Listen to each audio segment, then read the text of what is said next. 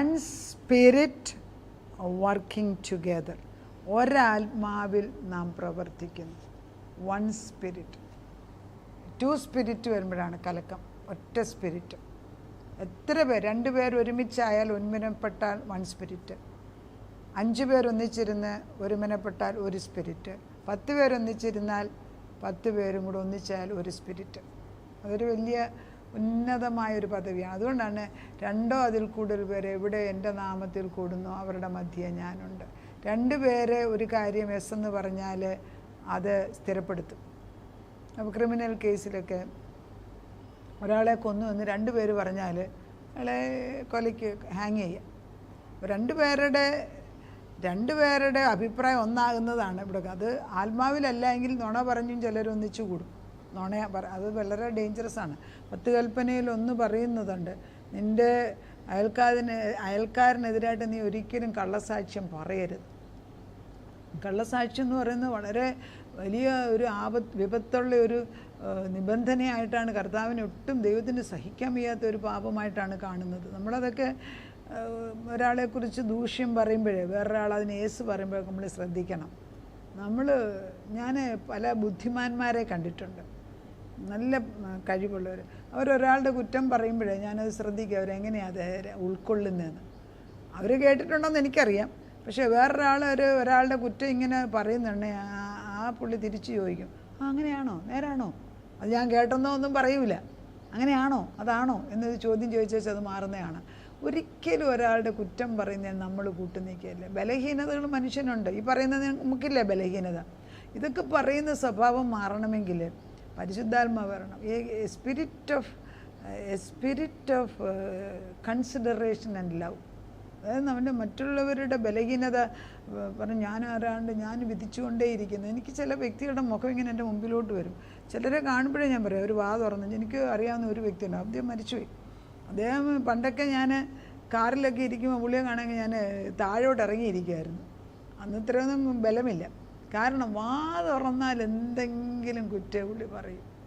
അതൊക്കെ അങ്ങനെയുള്ളവരൊന്നും മറക്കത്തില്ല നമ്മൾ. അതൊന്നും ഒരിക്കലും നമുക്ക് ചേർന്നതല്ല, മാറിപ്പോട്ടെ അങ്ങനെയുള്ള. നമ്മൾ പറയുന്നത് ഫാദർ സീഡ്സ്, നമ്മൾ പിതാവാം ദൈവം എന്നെ കാണുന്നത് പുത്രനിൽ കൂടാകണം. One spirit working together. You are grafted to the tree of life, and the trunk, treeയുടെ trunk, and tree of life, and the tree trunk goes into the life of the tree trunk goes into the branch. അതായത് ഞാൻ ജീവവൃക്ഷത്തിലേക്ക് graft ചെയ്ത് വെച്ചിരിക്കുകയാണ്. ഞാൻ ജീവവൃക്ഷത്തിൻ്റെ ആളായി മാറി.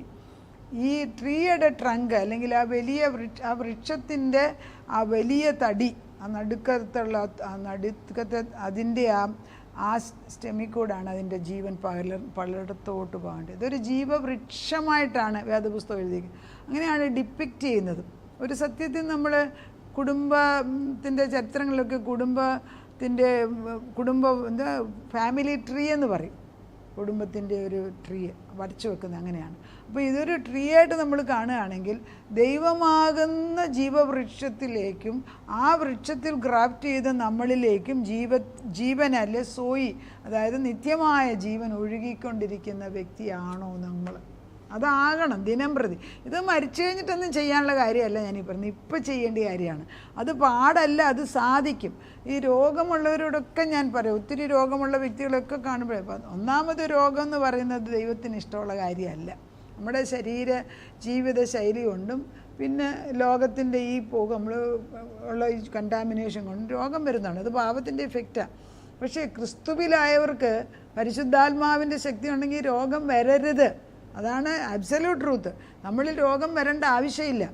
നമ്മളിപ്പോൾ രോഗത്തെക്കുറിച്ച് ചിന്തിക്കുമ്പോൾ നമ്മുടെ ശരീരം നശിച്ചു പോയിട്ട് ഒന്നുമില്ലാതാകാൻ ദൈവം ആഗ്രഹിക്കുന്നില്ല. എൻ്റെ അപ്പന് ഞാനിങ്ങനെ രോഗിയായിട്ട് കിടക്കാൻ ആഗ്രഹിക്കുന്നു, ഞാൻ വിശ്വസിക്കുന്നില്ല. പിന്നെ രോഗം വരുന്നത് പാപത്തിൻ്റെ ഇഫക്റ്റ് കൊണ്ട് രോഗം വരും.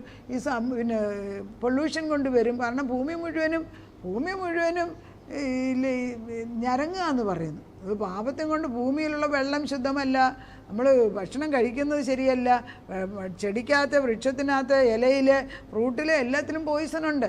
So it is all interconnected ആണ്. ഇതിൽ നിന്നൊക്കെ ഒരു മോചനം കിട്ടുക എന്ന് പറഞ്ഞാൽ മോചനമുണ്ട്. ഒരൊറ്റ വ്യക്തി വിചാരിച്ചാൽ മോചനം ഉണ്ടാക്കാൻ സാധിക്കും. ഇപ്പോൾ ഈ കൊച്ചു പിള്ളേർ തന്നെ ഓരോ സ്ഥലങ്ങളിലുള്ള ലേക്കുകൾ, ഈ നോർത്ത് ഇന്ത്യയിലൊക്കെയുള്ള ലേക്കുകൾ മുഴുവനും വൃത്തികേടായിട്ട് കൊച്ചു പിള്ളേർ ഒന്നിച്ചു കൂടി, അത് കോളേജിലൊക്കെ പഠിക്കുന്ന പിള്ളേർ ഒന്നിച്ചു കൂടിയിട്ട് അവർ തീരുമാനിച്ചിട്ട് ആ ലേക്ക് വൃത്തിയാക്കുന്നു. കേൾക്കുന്നില്ല നമ്മൾ ഓരോ ചില രാജ്യങ്ങളിൽ വേസ്റ്റേ ഇല്ല. നമ്മൾ മനസ്സിലാക്കേണ്ടത്, നമ്മൾ വിചാരിച്ച ഈ ദേശം വൃത്തിയാക്കാൻ ഒക്കും, പക്ഷേ എല്ലാവരും ഒരുപോലെ ചിന്തിക്കണം. ഒരിക്കലും ഞാൻ മൂലം ഇവിടെ വൃത്തികേടാക്കരുതേ എന്ന് ചിന്തിക്കാൻ എല്ലാവരും തുടങ്ങി ഒരു പ്രശ്നവും വരത്തില്ല. You are the partaker of the divine nature, അതായത് ദൈവത്തിൻ്റെ ജീവനെ ഉൾക്കൊള്ളുന്ന ഒരു വ്യക്തിയാണ് നമ്മൾ. അപ്പം നമുക്കൊരു സെൽഫ് കോൺഷ്യൻസ് അല്ല ഇവിടെ ആവശ്യം, ക്രൈസ്റ്റ് കോൺഷ്യൻസ് എനിക്ക് ആവശ്യം. ക്രിസ്തുവിൻ്റെ മനസാക്ഷി എനിക്ക് വേണ്ടത്, ക്രിസ്തുവിൻ്റെ സ്വഭാവം എനിക്ക് വേണ്ടത്. അത് പാടല്ല. രാവിലെ തന്നെ ഒരിടത്താവ് ഞാനാകുന്ന വ്യക്തിയെ ഞാനിതാ ക്രൂശിയെ തെറച്ചു വെച്ചു, ഇനിയിപ്പോൾ ഞാൻ പ്രവർത്തിക്കുന്നില്ല, നീ അങ്ങ് ചെയ്യ്. അതൊന്ന് പറഞ്ഞു നോക്കിക്ക്. എന്തെല്ലാം കാര്യങ്ങൾ വേണ്ടാത്ത ദൈവം മാറ്റി തരുന്നു. എലിമിനേറ്റ് എന്ന് പറയും, അർത്ഥം വേണ്ടാത്തത് മാറ്റി വെച്ച് വേണ്ടിയത് മാറ്റും. Eliminate and concentrate. ചെയ്യേണ്ടത് ചെയ്യിപ്പിക്കും, ചെയ്യേണ്ടാത്തത് മാറ്റിക്കും. അത് ദൈവത്തിനെയൊക്കെ കർത്താവിനെ ഒന്ന് ഏൽപ്പിച്ച് നോക്കിക്കും. ഓരോ ദിവസത്തെ കാര്യങ്ങൾ. I am weak. നമ്മൾ പലപ്പോഴും അയ്യോ എന്നെ കൊണ്ടൊന്നിനും കഴിയത്തില്ലേ, ഞാൻ പാവമാണ്, ഞാൻ പൂവറാണ്, ഞാൻ പ്രശ്നമാണ്. അത് മാറ്റി വെച്ച് നമ്മൾ പറയുന്നത് ഇല്ല, I can do all things through Christ who strength. എനിക്കെല്ലാം ക്രിസ്തുവിൽ ചെയ്ത് തീർക്കാം. Then I is replaced by the he, the ultimate legal status. അതായത് നോട്ട് ഐ ബട്ട് ക്രൈസ്റ്റ്. നാല് വേർഡ്. നോട്ട് ഐ, ഞാനല്ല, ബട്ട് പിന്നെയോ ക്രിസ്തു. ഞാൻ മരിച്ചു, പിന്നെയോ ക്രിസ്തു. ഈ 4 വേർഡ് മാത്രം മതി. ഞാനല്ലെന്നേ. ഒരാൾ നമ്മളെ കുറ്റം പറയുന്നു, എന്നെയാണോ കുറ്റം പറയുന്നത്? ആണോ? ഞാൻ മരിച്ചില്ലേ? ഇപ്പോൾ മരിച്ച ഒരാളെ ചെന്നിട്ട് നമ്മൾ അയാളുടെ ദേഹത്തോട്ട് ഒരു കുന്തം വെച്ചോ 10 പ്രാവശ്യം കുത്തിയാലും അവർ അനങ്ങൂല. നമ്മുടെ അടുക്കൽ കൂടെ ഒരാൾ പോയാൽ നമുക്കത് പ്രയാസമായി തോന്നും. എന്താ? മരിച്ചിട്ടില്ല, ജഡം. അതായത് ഞാനാകുന്ന വ്യക്തിയുടെ ആദ്യ സ്വഭാവം മരിച്ചിട്ടില്ല എന്ന്. പാടാന്ന് ചോദിച്ചാൽ എല്ലാവർക്കും പാടാന്ന് ഒരു സൈഡിൽ പറയാം, പക്ഷെ പരിശുദ്ധാത്മ വരുമ്പോൾ ഇത് പാടല്ല താനും. പണ്ട് നമ്മൾ ടി വി കാണാൻ എത്രയോ സമയം ചിലവാക്കി. ഇപ്പോൾ നമ്മൾ ടി വി കാണാറില്ല, മാഗസീൻസ് നോക്കും. മാഗസീൻ നോക്കാറില്ല, കാരണം അതിനകത്തൊന്നും ഒരു ചിന്ത പോലും ഇല്ല. നമുക്ക് പിന്നെ മറ്റു തരത്തിലുള്ള പാർട്ടികളിൽ പോയിരിക്കാം, അവിടെ പോയിരിക്കാൻ പോലും ഒരു ക്ലബിലെ മെമ്പറാണ് നമുക്ക് തോന്നത്തില്ല. പണ്ടതൊക്കെ കാര്യമായിട്ട് ചിന്തിച്ച കാലമുണ്ട്. പക്ഷെ അതിൽ നിന്നെല്ലാം കർത്താവ് മാറ്റി തൻ്റേതാക്കി മാറ്റുമ്പം അതിൽ ഉത്തമമായ ഒന്ന് വരുമ്പോഴാണ് മറ്റേത് വേണ്ടാന്ന്. അപ്പം ആത്മീയ ഗോളത്തിലെ ഈ അനുഗ്രഹങ്ങൾ പറഞ്ഞു കൊടുത്തെങ്കിൽ മാത്രമേ ജഡീയ ഗോളത്തിലെ വേണ്ട എന്നുള്ള ചിന്തിക്കാനുള്ള മനസ്സ് വരത്തുള്ളൂ. ഇവിടെ ഉണ്ടല്ലോ, ഇവിടെ ജീവവൃക്ഷം ഉണ്ടല്ലോ, ഇവിടെ നന്മയുണ്ടല്ലോ, ഇവിടെ സമൃദ്ധി ഉണ്ടല്ലോ, ഇവിടെ അനുഗ്രഹമുണ്ടല്ലോ എന്നും പറഞ്ഞ് പ്രശ്നമില്ലെന്ന്. പ്രശ്നം വരും. പ്രശ്നത്തിൻ്റെ നടുക്കാണ് ഞാൻ എൻ്റെ ദൈവത്തെ വ്യക്തമായിട്ട് കാണുന്നത്. പകൽ മേഘസ്തംഭമായിട്ടും രാത്രി അഗ്നിത്തൂണായിട്ട് നിന്നത് മരുഭൂമി യാത്രയില്ല, അല്ലാതും അല്ല. വേറെ അവർ കാണുന്നില്ല. വീട്ടിനകത്തിരിക്കുമ്പോൾ നമുക്കിത് കാണേണ്ട ആവശ്യമുണ്ട്? ഇല്ല. അവർ മരുഭൂമി കൂടെ പോയപ്പോഴാണ് ഇത് കണ്ടത്. അപ്പം നമ്മുടെ മക്കളെ, നമ്മുടെ ആവശ്യങ്ങൾ, നമ്മുടെ ബിസിനസ്, ഓരോന്നിനും നമ്മൾ ഈ മരുഭൂമി യാത്രയിൽ കൂടെ കടന്നു പോകുമ്പം പകൽ മേഘസ്തംഭമായിട്ടും രാത്രി അഗ്നിത്തൂണായിട്ടും അവൻ നിൽക്കുന്നു. പഴയ നിയമത്തിൽ നിന്നെങ്കിൽ ഇന്ന് നമ്മുടെ ദൈവം നമ്മുടെ കൂടെ നിൽക്കുന്നു എന്നുള്ള ഉറപ്പ് നമ്മൾ പറയണം നമ്മളിലുണ്ട്. ഞാൻ കഴിഞ്ഞ ദിവസം ഞാൻ പറഞ്ഞില്ല, ഒരു സ്ത്രീ അവരുടെ മകന് വേണ്ടി വളരെ സീരിയസ് ആയിട്ട് മരിക്കുന്ന അവസ്ഥയായപ്പോൾ ഞങ്ങളോട് പ്രാർത്ഥിക്കാൻ പറയുമ്പോൾ അപ്പോഴെല്ലാം നമ്മൾ ആത്മാവ് പറഞ്ഞു കൊടുക്കും, ബലപ്പെടെ, ദൈവമല്ലേ കൂടെ നിൽക്കുന്ന നിങ്ങൾ. അപ്പോൾ ഒരു 2 സെൻറ്റൻസ് നമ്മൾ പറയുമ്പോഴത്തേക്ക് അവരുടെ ആ ഭയം മാറിയിട്ട് വീണ്ടും ആ സാരയില്ല, ദൈവം ഉണ്ടല്ലോ. എന്നിട്ട് ദൈവം ഇറങ്ങി വന്ന് ചെയ്യുന്നതും കണ്ടു. ഞാൻ അത് പണമൊന്നും ഉള്ളവരല്ല, പണം ഇല്ലാത്തവർ ദൈവത്തെ ആശ്രയിച്ച് പരിശുദ്ധനായ ദൈവം സ്വർഗമണ്ഡലത്തിൽ നിന്ന് ഇറങ്ങി വന്ന ആളുകളെ കൊണ്ട് നന്മ ചെയ്യിപ്പിച്ചിട്ട് കാര്യം ചെയ്തെടുക്കുന്നത്. അപ്പം ദൈവത്തിൻ്റെ മുമ്പിൽ നമ്മൾ അയ്യോ എനിക്ക് പണമില്ലാത്തതുകൊണ്ടാണ്, എനിക്ക് കഴിവില്ലാത്ത, ഇങ്ങനെയൊന്നും പറയാതെ എൻ്റെ ദൈവമേ ഞാൻ നിൻ്റെ മകളാണ്, നീ എന്നെ നിൻ്റെ രക്തം കൊണ്ട് വാങ്ങിച്ചെടുത്തു. എൻ്റെ മകൻ ബലഹീനനാണ്, എങ്കിലും അവനെ നിൻ്റെ രക്തത്താൽ മുദ്രയിട്ടിരിക്കുകയാണ്, അതിനാൽ നിൻ്റെ പ്രവർത്തനം അവനിൽ കൂടെ നീ ചെയ്തേ ഒക്കത്തുള്ളൂ എന്ന് പറയുമ്പോൾ ദൈവത്തിൻ്റെ പരിശുദ്ധാത്മാവ് നോട്ട് ഐ ബട്ട് ക്രൈസ്റ്റ്, ഞാനല്ല, ഈ ഒരു സാഹചര്യത്തിൽ എൻ്റെ ദൈവം എൻ്റെ കൂടെ വന്ന് ചെയ്യും. കടബാധ്യതയുടെ കാര്യത്തിലായിരിക്കാം, മക്കളുടെ പഠിത്തത്തിലായിരിക്കാം, വിവാഹത്തിൻ്റെ കാര്യത്തിലായിരിക്കാം. മക്കൾ ദൈവത്തെ അറിയാതെ സത്യവിശ്വാസത്തിലല്ലാത്തവരുടെ പുറകെ പോകുന്നെങ്കിൽ പ്രാർത്ഥിക്ക്. നോട്ടായി, ഞാനല്ല പ്രാർത്ഥിക്കുന്നത്, ക്രിസ്തു ഈ വിഷയം ഏറ്റെടുത്തിരിക്കുന്നതിനാൽ ഇതിന്മേൽ ജയമുണ്ടെന്ന് നമുക്ക് പറയാൻ പഠിക്കണം. അപ്പം you are standing on the righteousness of God. The righteousness is a status by the union with God. അതായത് എനിക്ക് നീതീകരിക്കപ്പെടുന്നത് എൻ്റെ നന്മ കൊണ്ടല്ല, പിന്നെയോ because I am connected to God. ഞാൻ ആരാന്നറിയാമോ? ഞാൻ ദൈവത്തിൻ്റെ മോളാണ്. ചിലർക്ക് പറ്റും, നീ എവിടുത്തെയാ? ഞാൻ ഇന്ന വീട്ടിലേന്ന് പറയും. അപ്പോൾ ആ വീട്ടിലെ ഏതെങ്കിലും ഒരു പ്രമാണി ഉണ്ടെങ്കിൽ നമ്മൾ അവരെ ഓർക്കും പെട്ടെന്ന്. അവരുടെ ആണോ എന്ന് ചോദിക്കുക. കാരണം ആ ഒരു വലിയ അറിയപ്പെടുന്ന വ്യക്തിയുടെ തണലിൽ അങ്ങ് നമ്മളാകും. അതുപോലെ തന്നെയാണ് ഞാൻ ആരുടെയാണെന്ന് ചോദിച്ചാൽ ഞാൻ ദൈവത്തിൻ്റെയാണ്, പുത്രൻ, ദൈവത്തിൻ്റെ മകളാണ്, ക്രിസ്തുവിൻ്റെയാന്ന് പറയുമ്പം ആ ക്രിസ്തുവിൻ്റെ തേജസ് കൊണ്ട് നമ്മളെ അങ്ങ് മറച്ചെന്നേ, പിന്നെ നമ്മളെ കാണത്തില്ല. ഇഫ് എവറിബഡി, ഇപ്പം ഒരു 4-10 പേര് ക്രിസ്ത്യൻസ് ഒന്നിച്ച് കൂടുക, എല്ലാവർക്കും ഈ അവയർനെസ് ഉണ്ട്, ഞാൻ യേശുവിൻ്റെയാണ്, ഞാൻ യേശുവിൻ്റെയാണ്. നമ്മൾ മറ്റുള്ളവരുടെ നോക്കിയിട്ട് ഒരിക്കലും നമുക്ക് കുശുമ്പ് വരത്തില്ല. അവർക്ക് ആ കഴിവുണ്ട്, അത് നല്ലത് തന്നെ, എൻ്റെ കഴിവ്. അപ്പോൾ അവരങ്ങോട്ടും ഇങ്ങോട്ടും അവിടെയാണ് വളർച്ച. അല്ലാതെ നമ്മൾ മറ്റൊരാളെ താഴ്ത്തി പറയേണ്ട ആവശ്യമില്ല. ആ ഒരു ലെവലിലേക്ക് എപ്പോൾ കയറുമെന്ന് എനിക്കറിയത്തില്ല. പക്ഷേ തീർത്തും ഞാനീ പറയുന്ന വചനം വിത്തുകളായിട്ട് വീഴുന്നുണ്ട്. ഇത് പ്രാക്ടിക്കലി പോസിബിളാണ്. കർത്താവ് നമ്മളെ കഴിഞ്ഞിരിക്കുകയാണ്. ഇനി നമ്മൾ നന്നായിട്ട് സ്വീകരിക്കാമെന്നൊന്നും വിചാരിക്കല്ലേ. Your words carry the weight of heaven, the judicial enforcement. എൻ്റെ വാക്കുകൾക്ക്, നമ്മുടെ വാക്കുകൾ, എൻ്റേതല്ല നിങ്ങളുടെ, the words carry the weight of heaven. സ്വർഗത്തിൻ്റെ ബലമാണ് ഇത് നമ്മുടെ വാക്കുകൾക്കെന്ന്. ശരിയല്ലേ? ഒത്തിരി ഭയപ്പെടേണ്ടെന്ന് ദൈവമുണ്ട് എന്നൊന്ന് പറഞ്ഞ്. ചില സ്ത്രീകൾ എന്നെ വിളിക്കും, ഭർത്താക്കന്മാർ ഉപദ്രവിച്ച് ഡിവോഴ്സിൻ്റെ പക്കത്തൊക്കെ ഇരിക്കുന്ന ഉപദ്രവം തന്നെ. ഈ പുരുഷന്മാർ സ്ത്രീകളും രണ്ടും മനസ്സിലാക്കണം. നിങ്ങൾ ഡിവോഴ്സ് ചെയ്യുന്നത് ദൈവത്തിന് ഇഷ്ടമല്ലോ ഒന്ന്. പിന്നെ ഡിവോഴ്സ് നിവർത്തികേടി വരുന്നെങ്കിൽ അന്യോന്യം ഉപദ്രവിക്കാതെ ഇത് ചെയ്യരുത്. എന്തിനാണ് ഇങ്ങനെ ഉപദ്രവിക്കുന്നത്? ശരിയല്ലത്.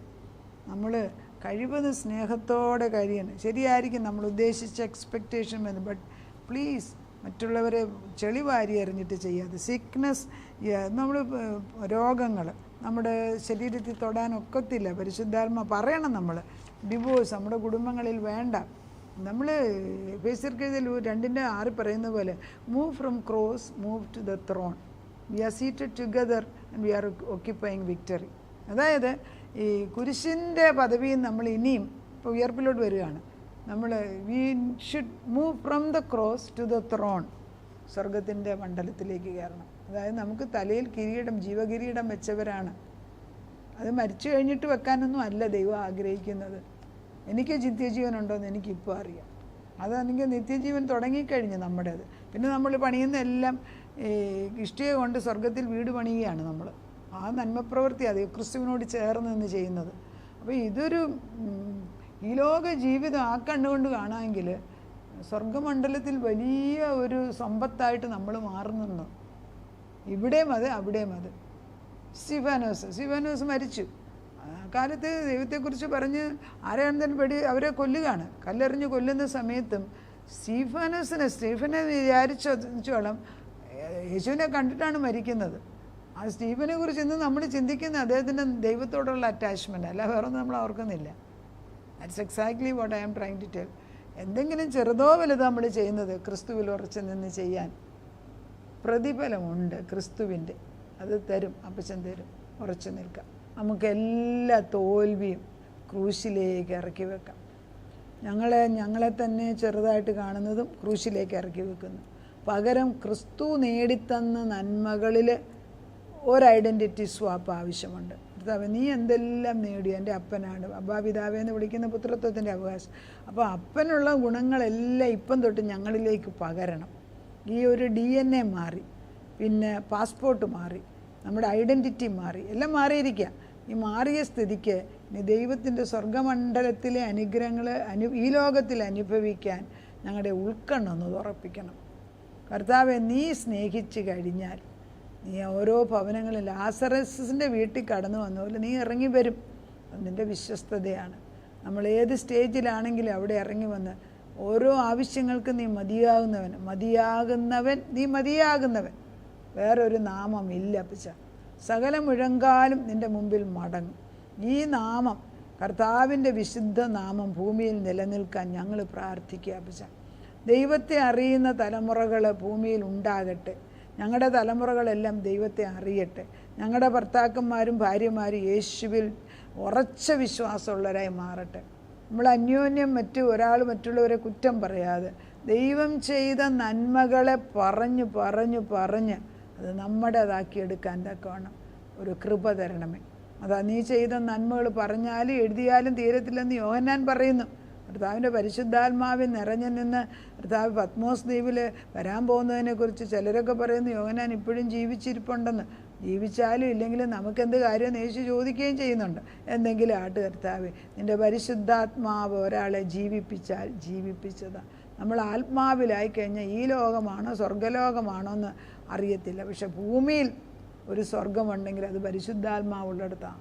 ഭൂമിയിൽ ഒരു ഐക്യമുണ്ടെങ്കിൽ അത് നിലനിൽക്കുന്ന ഐക്യത പരിശുദ്ധാത്മാവിൽ. ഭൂമിയിലൊരു വിശുദ്ധ സ്നേഹമുണ്ടെങ്കിൽ അത് പരിശുദ്ധാത്മാവിൽ.